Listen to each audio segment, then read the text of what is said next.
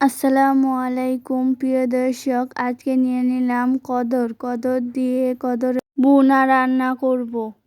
তাই নিয়ে নিলাম কদরটি ছিলে ছোট ছোট করে কেটে নিয়ে তারপর আমি ধুয়ে পরিষ্কার করে নিয়ে নিব মাছ। এখানে নিয়ে নিলাম বিকেট মাছ।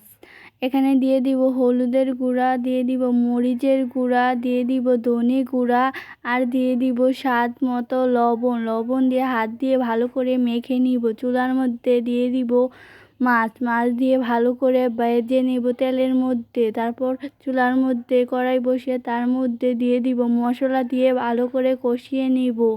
তারপর দিয়ে দিব এখানে কদরগুলো দিয়ে দিব, কদরগুলো থেকে পানি উঠবে। তারপর এখানে দিয়ে দিব মাছ দিয়ে ভালো করে কষিয়ে নিব।